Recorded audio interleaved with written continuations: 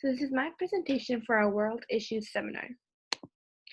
The first topic I'll be discussing today is COVID-19 updates. I know that the coronavirus, also known as COVID-19, has already been talked about for our class seminars, but since I will be talking about the situation, I will give a brief summary on what has happened before I give my updates. So, how did it all start? Well, COVID-19 started in Wuhan, China. It has been said that the virus first surfaced in a seafood and poultry market in Wuhan, China late last year. On December 31st, 2019, China confirmed that it was treating dozens of cases that were thought to be pneumonia, but only days later, Chinese researchers found a virus that had infected dozens of people in Asia. Since then, the virus has spread to at least 177 other countries, killing more than 300,000 people approximately in the process, and infecting 5 million. Now, in Canada, there are 85,104 confirmed cases. 44,207 of those cases are recovered, and 6,453 of those cases are of people that have died.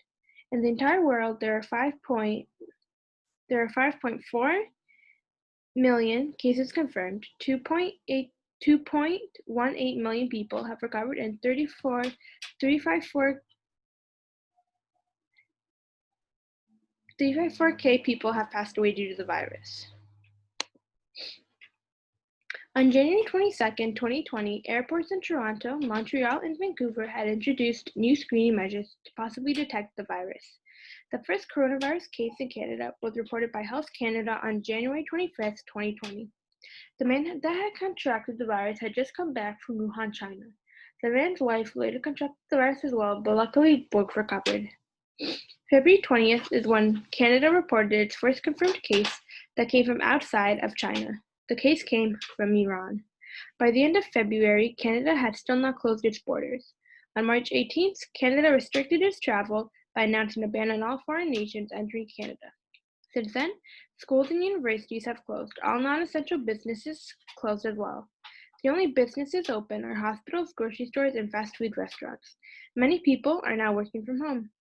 Schools have been canceled for the rest of the school year, including summer, and some universities have even said that they will be holding a majority of their classes online in the new school year as well. Now, in May and soon to be June, the decision has been made after about a months-long quarantine to reopen Ontario and the rest of Canada. There are 3 phases to opening Ontario. Phase 1, opening businesses that follow safety requirements. Phase 2, opening more workplaces based on risk assessment. And Phase 3, opening all workplaces and businesses. Ontario is currently in Stage 1, as businesses with entrances to the outside are allowed to open as long as social distancing measures are met. So this would include retail stores, places like Home Depot, as well as parks can now open. Phase 2 will hopefully come soon. Although Phase 3 will be the last phase where everything will go back to normal, that phase will not be happening anytime soon. America has one of the worst COVID-19 outbreaks so far, with about 1/3 of the cases worldwide and 105,000 deaths. America has fallen behind, especially now that quarantine has started to lift. But to some, that still isn't enough. There have been many protests saying that the quarantine should be lifted entirely. Protests took place in Virginia, Ohio, Wisconsin, and Colorado. All had protests to lift the lockdown, going so far as to block traffic and bring firearms to Parliament buildings to protest. Many protesters had signs saying that they wanted haircuts and such, proving that they cared more about themselves and their personal wants over those affected by COVID-19. Although now in America, COVID-19 has taken a back seat to the injustice and racism currently going on today, which will be my next topic of discussion. But first, some questions. Since I do not have a class here with me to answer the questions, my sister will be answering the questions that I will be asking.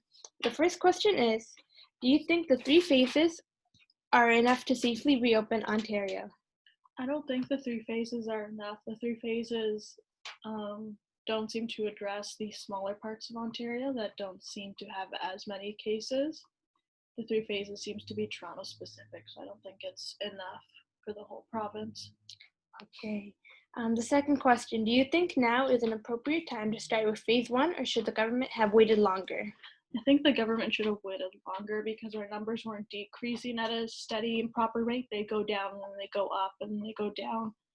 And people aren't listening to the proper social distancing measures like we saw at Trinity Bellwoods. Okay, and the third question is, based on what you already know, how long do you think it will take until we get to phase three? I think it's going to take a while before we get to phase three simply because each phase will take about 4 to 6 weeks, they've said, to see if that phase is working and if we should continue. So I don't see phase three happening until at least the fall, if not longer. Okay. So our next topic of discussion will be police brutality and racism in America. What happened to Ahmed Aubrey? Ahmed Aubrey was a good man that had dreams of becoming an electrician and opening his own company. Sadly, Ahmed was not able to reach his dreams due to his wrongful death. Ahmed Aubrey was murdered near Brunswick in Glenn County, Georgia. Ahmed was only 25 years old. Ahmed Aubrey was murdered on February 23, 2020 by Greg and Travis McMichael. Although this presentation will only be viewed by the two of us, I have decided that I will only say the murderers' names once, and I will blur their photos because they don't deserve the smallest bit of notoriety. The two assailants said the reasoning for attacking and murdering Ahmed was that he was going through a construction site and that they believed he was responsible for a string of burglaries in the area, and when confronted, attacked one of the assailants in the road, which led to the fatal gunshots.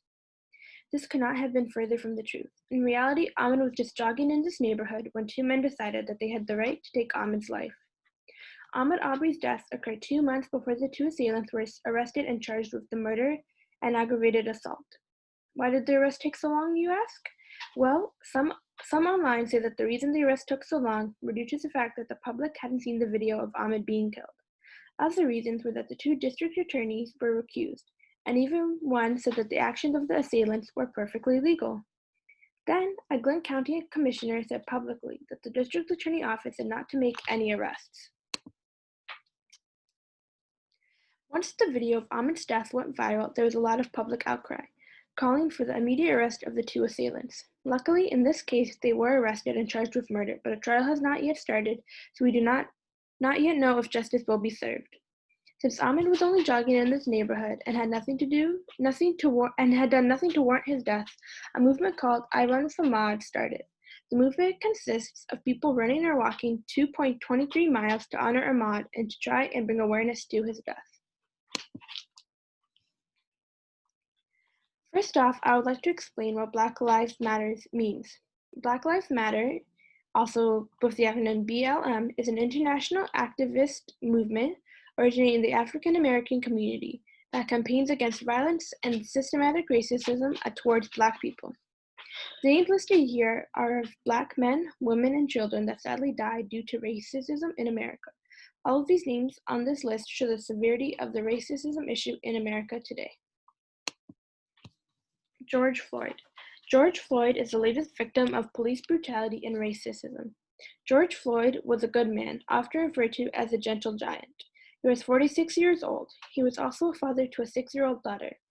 May 25th, 2020, George Floyd was arrested and murdered over an alleged fake $20 bill. George Floyd was arrested by Derek Chauvin and 4 other police officers on May 25th, 2020 in Minneapolis. Once again, I will only be saying Floyd's murderer's name once, and I have also blurred his photo because he does not deserve any sort of notoriety. Many videos went viral showing George's arrest. The video showed George being arrested and placed on the ground, which is then the named police officer placed his knee on George's neck for 8 minutes while George pleaded for his life because he couldn't breathe. Through the video, you can see that the officer shows no sign of concern for George and even has his hands in his pockets, only removing his knee once George has passed out. After 8 minutes of suffocation, sadly, George Floyd didn't survive. Once the videos went viral, protests were held first in Minneapolis, then all over the country to try and get justice for Floyd's death. The main theme of the protests was that Black people were tired of being scared of the police, having to fear for their lives every time they get stopped. They want change. They also want justice for George Floyd, the good man that didn't deserve to have his life taken that day. As the protests continued, more information came out about the police officer. The police officer in question has had many complaints against him in the past. One of them being that he had killed an Indigenous man years prior that he was not charged for. If he had been charged, maybe Floyd would still be alive today. The protests only grew stronger as the support grew and the police fought back, macing and tear gassing the once peaceful protesters. This then led to the looting and destruction of property. One of those properties being the police station in which the assailant was working from. Days passed and the officer was arrested and charged with third-degree murder. And yet, the protests only grew, and people were rightfully not satisfied with what was done. There were no arrests of the other 3 police officers that did not stop or help George while he was being killed. They should be arrested and charged as well. The situation is still ongoing, as more and more protests occur not just in America, but in other countries showing their support. The Black community is rightfully tired of the injustice that they have faced, and it is their right to protest and fight for a better future. Now, the last questions for this presentation. The first, how do you think the deaths of Ahmed and George could have been handled differently? They could have been handled differently by not happening at all. The deaths were planned acts of racism. There was absolutely no reason and no justification for them. They shouldn't have happened in the first place.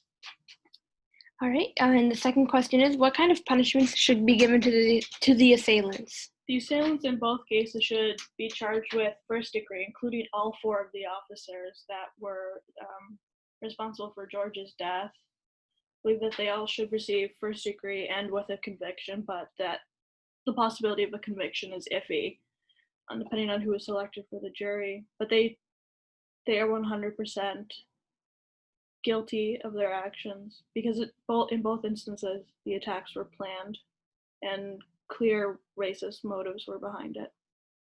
Okay, and are the protests and outrage justified? The protests and outrage are completely justified. Black people in the Black community is tired of the racism and their unfair treatment, and they're tired of being afraid to live their day-to-day lives. I think the protests of this level and this magnitude have been a long time coming, because this isn't the first instance. We've been seeing this since at least 2016 with, I believe, Eric Garner was the one that really sparked the Black Lives Matter movement.